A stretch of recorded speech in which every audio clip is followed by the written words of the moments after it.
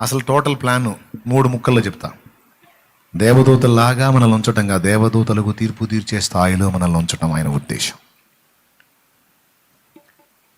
దేవదూతలు లాగా మనల్ని ఉంచటం కాదు, దేవదూతలకే దేవుని యొక్క జ్ఞానాన్ని నేర్పే ప్లేస్లో మనల్ని ఉంచటం ఆయన చిత్తం. దేవదూతలకు మనం జ్ఞానం నేర్పటం ఏంది? నాకేం తెలుసు, అందులో రాశాడు చూడండి. ప్రభు అయిన యేసుక్రీస్తు చేసిన నిత్య సంకల్పము చొప్పున పరలోకములో ప్రధానులకును. పరలోకము అంటే ఎక్కడిది? అక్కడిది. ప్రధానులు ఎక్కడి వాళ్ళు? అక్కడి వాళ్ళు. అధికారులు ఎక్కడి వాళ్ళు? అక్కడి వాళ్ళు.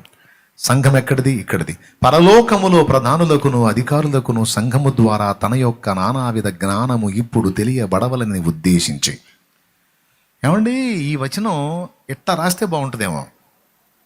పరలోకములో ఉన్న ప్రధానులు అధికారుల ద్వారా సంఘమునకు తన యొక్క నానావిధ జ్ఞానమును దేవుడు తెలియపరుస్తాడు అంటే బాగుంటుందేమో.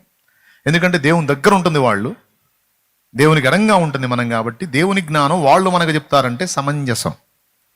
కానీ ఇక్కడ రివర్స్ మాట్లాడాడు.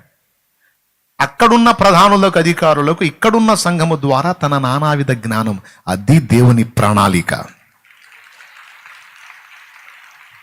అందరి మీద పైన కూర్చోబెట్టడానికే అందరికంటే అధముల్ని చేసి కూర్చోబెట్టాడు, అది విషయం.